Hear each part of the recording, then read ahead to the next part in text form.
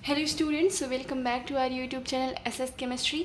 तो आज का लेक्चर है हमारा बीएससी सेकेंड सेमेस्टर के लिए बॉटनी, और पेपर का नाम है आपके आर्चिगोनिड्स इन प्लांट आर्किटेक्चर्स, यानी कि पुरातत्व एवं पौधों की वास्तुकला। इसकी जो यूनिट फर्स्ट है इंट्रोडक्शन ऑफ आर्चिगोनिड्स इन ब्रायोफाइट, उसके आज हम कुछ इम्पॉर्टेंट एमसीक्यू बेस्ड क्वेश्चन करने वाले हैं जो कि आपके एग्जाम्स में पूछे जा सकते हैं। तो चलिए स्टार्ट करते हैं।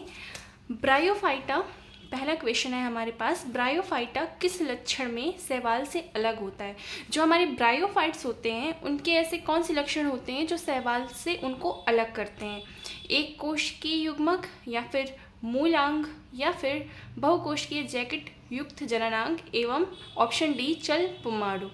तो बच्चों, जो शैवाल होते हैं, जो शैवाल के जननांग होते हैं वो एक कोशिकीय होते हैं, ओके। और इनके चारों ओर, जो शैवाल के जननांग होते हैं, इनके चारों ओर कोई सुरक्षात्मक कोशिकाएं या फिर कोई परत नहीं होती, इसलिए इस चीज़ में ये ब्रायोफाइट से डिफ्रेंशिएट होते हैं। तो इसमें ऑप्शन नंबर सी जो है हमारा, वो करेक्ट ऑप्शन हो जाएगा कि जो ब्रायोफाइट होते हैं उनमें बहुकोशिकीय जननांग होते हैं जिनके चारों ओर एक जैकेट की परत सी पाई जाती है जो उस जननांग की सुरक्षा करती है, ठीक है। नेक्स्ट क्वेश्चन है हमारे पास, जैमा कप उपस्थित होते हैं। तो जो हमारा जैमा कप होता है वो एक एसेक्सुअल रिप्रोडक्शन का पार्ट होता है जो कि हमारा पाया जाता है किसमें? ब्रायोफाइट में। इसमें जो ऑप्शन आपका बी दिया हुआ है ये गलत है, इसका करेक्ट आंसर होगा ऑप्शन नंबर सी, ब्रायोफाइट। जो आपके ब्रायोफाइट्स होते हैं उनमें एसेक्सुअल रिप्रोडक्शन के पार्ट होते हैं जैमा कप, ओके। जैसे मार्केंशिया और लीवरवर्ट्स में ये पाए जाते हैं, ठीक है। और ये किस में हेल्प करते हैं? एसेक्सुअल रिप्रोडक्शन में। तो इसका करेक्ट ऑप्शन क्या है?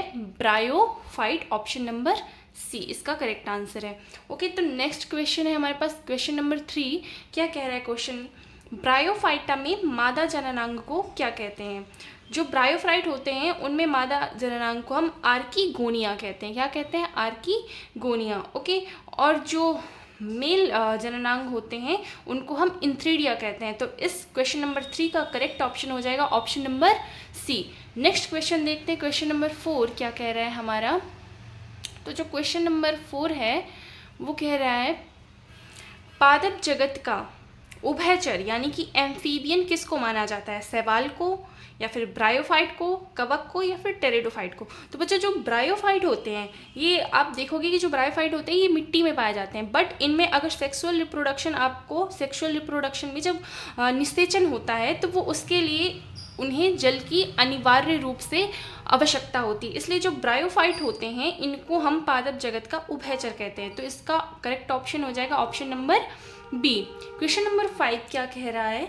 थैलस की म्यूसिलेज कैविटीज़ में उपस्थित होते हैं। जो हमारा थैलस होता है, किस में थैलस होता है? जो आपका एक ब्रायोफाइट है एंथोसिरोस, बहुत ही फेमस ब्रायोफाइट है आपका एंथोसिरोस। इनका जो थैलस होता है, इनके थैलस में म्यूसिलेज कैविटी होती है, और उस कैविटी में कुछ नॉन स्टॉक शैवाल, जैसे नील हरित शैवाल उसमें भरे हुए होते हैं। तो इसका करेक्ट ऑप्शन क्या हो जाएगा? ऑप्शन नंबर सी, नील हरित शैवाल। यानी कि थैलस की जो म्यूसिलेज कैविटी होती है उसमें कौन भरे होते हैं? नील हरित शैवाल। ये मेनली किस में होता है? ब्रायोफाइट में। ब्रायोफाइट का भी मेन एग्जाम्पल है आपका एंथोसिरोस, ओके। क्वेश्चन नंबर 6 क्या कह रहा है? I hope it's visible to you. Question number 6 क्या है? एक इंथ्रीडियल चैम्बर में जो इंथ्रीडिया उपस्थित होते हैं वो कितने होते हैं? तो मैंने आपको बताया इंथ्रीडिया क्या है, ये ब्रायोफाइट में नर जननांग होते हैं इंथ्रीडिया। तो जो इंथ्रीडिया होते हैं, एक इंथ्रीडिया चैम्बर में इंथ्रीडिया 4 या फिर 4 से अधिक हो सकते हैं, इसलिए इसका करेक्ट ऑप्शन क्या हो जाएगा? Option number C. जो स्पोरोफाइट के कोल्यूमेला का निर्माण होता है। तो इसका आंसर बताइए, इसका आंसर क्या होगा? सबसे पहले आप इस क्वेश्चन में ये समझिए कि जो ये कोल्यूमेला है ये क्या है। जो कोल्यूमेला होता है ये जो हमारे कैप्सूल होते हैं उस कैप्सूल के केंद्र में पाया जाता है, और ये एक बंध ऊतक होता है, यानी कि एक स्टेराइल ऊतक होता है। और ये मेनली किस में पाया जाता है? मॉस और एंथोसिरोस में पाया जाता है। ये कहाँ पर प्रेजेंट होता है? केंद्र में प्रेजेंट होता है। और जो इसकी सबसे लास्ट परत होती है स्पोरोफाइट की, जिसे हम एंडोथीसियम कहते हैं, इससे कोल्यूमेला का निर्माण होता है। जो जो इसे न्यूट्रिएंट प्रदान करता है। तो इसका ऑप्शन नंबर बी जो है वो करेक्ट ऑप्शन हो जाएगा। क्वेश्चन नंबर 7 का करेक्ट ऑप्शन क्या है? ऑप्शन नंबर बी, एंडोथीशियम में। ओके, नेक्स्ट क्वेश्चन है हमारे पास क्वेश्चन नंबर 8। स्पोरोफाइट भिन्नित होता है। जो हमारे स्पोरोफाइट होते हैं वो कैसे जो है डिफरेंशिएट होते हैं? तो ये डिफरेंशिएट होते हैं फूट और प्रविभाज्य प्रदेश और कैप्सूल में। यानी कि जो स्पोरोफाइट होता है उसमें फूट पाया जाता है और प्रविभाज्य प्रदेश। तो प्रविभाज्य प्रदेश किसे कहते हैं? जिसमें मेरिस्टेमेटिक टिश्यू होते हैं। मेरिस्टेमेटिक टिश्यू कहाँ होते हैं? जहाँ पर लगातार जो है विभाजन होता रहता है, उसे हम मेरिस्टेमेटिक रीजन कहते हैं, क्योंकि उसमें मेरिस्टेमेटिक टिश्यू पाए जाते हैं। इसे ही यहाँ पर हिंदी में लिखा गया है प्रविभाज्य प्रदेश। ओके, और जो है कैप्सूल में जो है ये डिफरेंशिएट होता है, जो हमारा स्पोरोफाइट होता है। क्वेश्चन नंबर 9 है हमारे पास, जो स्यूडोइलेटर्स का कार्य क्या होता है? जो हमारे स्यूडोइलेटर्स होते हैं ये जल को ग्रहण करते हैं और स्पोर्स के विकिरण में मदद करते हैं। कौन? स्यूडोइलेटर्स।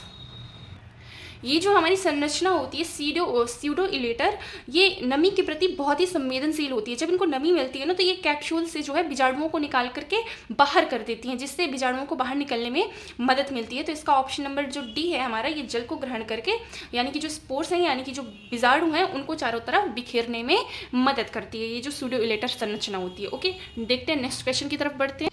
नेक्स्ट क्वेश्चन है क्वेश्चन नंबर 10। क्या है? हॉर्नवर्ट कहलाता है। जो हॉर्नवर्ट होता है वो क्या कहलाता है? तो जो हॉर्नवर्ट होता है वो एंथोसेरोस में पाया जाता है। जो एंथोसेरोस होता है उसमें क्या होता है? उसका जो बीजाणुद्भिद होता है एंथोसेरोस का, वो सींग की तरीके लंबा और निकीला होता है। इसलिए जो हमारा एंथोसेरोस होता है उसको हम हॉर्नवर्ट भी कहते हैं। क्यों हॉर्नवर्ट कहते हैं? क्योंकि इसका जो बीजाणुद्भिद होता है वो सींग की तरह लंबा और निकीला होता है। तो इसका करेक्ट ऑप्शन क्या हो जाएगा? Option number C. Next question है हमारे पास क्वेश्चन नंबर 11। निम्नलिखित में से किसमें डायोसियस युग्मकोद्भिद मिलता है? इनमें से किसमें डायोसियस युग्मकोद्भिद मिलता है? सबसे पहले डायोसियस का मतलब समझिए। जो डायोसियस होते हैं, डायोसियस का मतलब होता है एक लिंगाश्रयी, यानी कि नर और मादा जननांग जो होंगे वो अलग अलग पौधों में होंगे। ओके, जो एंथोसेरास की कुछ प्रजातियां होती हैं बेटा वो डायोसियस होती हैं, यानी कि एक लिंगाश्रयी होती हैं। तो इसका करेक्ट ऑप्शन हो जाएगा ऑप्शन नंबर ए, एंथोसिरोस। यानी कि जो एंथोसिरोस हैं उनमें उनकी कुछ प्रजातियां जो हैं उनमें आपको नर जननांग और मादा जननांग जो है वो अलग अलग पौधों में देखने को मिलते हैं। तो यहाँ पर आप याद रखेंगे जो डायोसियस है इस शब्द का मतलब है एकलिंगाश्रयी युग्मकोद्भिद। ओके, नेक्स्ट क्वेश्चन है हमारा क्वेश्चन नंबर 11। किसमें स्यूडोइलेटर पाए जाते हैं? तो अभी मैंने आपको बताया स्यूडोइलेटर किस में पाए जाते हैं? एंथोसिरोस में। ऑप्शन नंबर बी आपका जो है वो इसका करेक्ट ऑप्शन हो जाएगा। नेक्स्ट क्वेश्चन है हमारे पास क्वेश्चन नंबर 13। क्या कह रहा है? एंथोसिरोस के थैलस की चिकनी सतह पर राइजोइड्स लगे होते हैं। जो होते हैं ये क्या होते हैं जो राइजोइड्स लगे होते हैं? तो इसका ऑप्शन नंबर ए जो है वो बिल्कुल करेक्ट ऑप्शन हो जाएगा। केवल चिकनी भित्ति वाले जो एंथोसिरोस के थैलस होते हैं उसकी सतह पर जो राइजोइड्स लगे होते हैं वो केवल चिकनी भित्ति वाले होते हैं। कैसे होते हैं? केवल चिकनी भित्ति वाले होते हैं। और ये मॉस। नेक्स्ट क्वेश्चन है हमारे पास क्वेश्चन नंबर 14। डॉट डॉट दिया हुआ है आपको, यहाँ पर एक वर्ड फिल करना है कि युग्मकोद्भिद सुकाय पर सींग के समान बीजाणुजनक पाया जाता है। तो मैंने अभी आपको बताया किसमें आपको सींग के समान बीजाणुजनक मिलते हैं। तो एंथोसिरोस जो होता है उसमें आपको सींग के समान बीजाणुजनक मिलता है, जिसकी वजह से इसे हॉर्नवर्ट भी कहते हैं। तो इसका करेक्ट ऑप्शन हो जाएगा option number D, Anthoceros. Okay, next question है हमारे पास क्वेश्चन नंबर 15। पेरिस्टोमियम दंत उपस्थित होते हैं। जो आपके पेरिस्टोमियम दंत होते हैं वो किस में उपस्थित होते हैं? तो वो आपके जो पेरिस्टोमियम दंत होते हैं वो पोगोनटम में पाया जाता है। ऑप्शन नंबर बी इसका करेक्ट ऑप्शन हो जाएगा। और ये मॉस की विशेषता होती है बेटा, जो कैप्सूल से बीजाणु बाहर निकालने में मदद करता है। ये जो आपकी पेरिस्टोमियम दंत है ये एक विशेषता है किसकी? मॉस की। और ये मदद करता है किस में? कैप्सूल से बीजाणु को बाहर निकालने में। और किस में पाया जाता है? ये पोगोनटम। पोगोनटम जो है आपका एक मॉस का उदाहरण है। ठीक है, नेक्स्ट क्वेश्चन है हमारा क्वेश्चन नंबर 16। अपरकुलम पाया जाता है। जो अपरकुलम है वो किस में पाया जाता है? पोगोनटम में। किस में पाया जाता है? पोगोनटम में। तो ये अपरकुलम क्या होता है? जो आपका कैप्सूल होता है ना, मॉस में जो कैप्सूल पाया जाता है, ये अपरकुलम जो होता है उस कैप्सूल का ऊपरी ढक्कन की तरह काम करता है, एक ढक्कन की तरह काम करता है। और ये किस में पाया जाता है? मॉसेस में पाया जाता है। और पोगोनटम क्या है? आपका एक मॉस है। ओके, पोगोनटम में कितने पेरिस्टोमियम दंत पाए जाते हैं। तो इसमें कुल 32 पेरिस्टोमियम दंत पाए जाते हैं पोगोनेटम में। तो इसका करेक्ट ऑप्शन हो जाएगा ऑप्शन नंबर सी।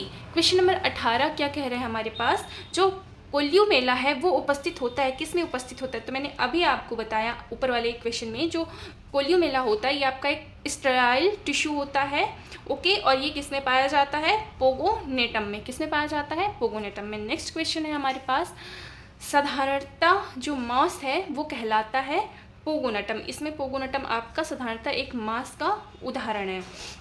जो आपका रिक्सिया और मार्केंसिया है ये लीवर वर्ड्स होते हैं, ओके। और जो पोगोनेटम है आपका वो एक मॉस है। आई होप इस लेक्चर में आपको कोई डाउट नहीं आया होगा, बट फिर भी कोई क्वेश्चन आपको समझ ना आया हो, कोई डाउट हो किसी भी क्वेश्चन में, तो लेट मी नो इन दी कमेंट सेक्शन। मैं आपके डाउट को आंसर करने की कोशिश करूँगी। Thank you for watching.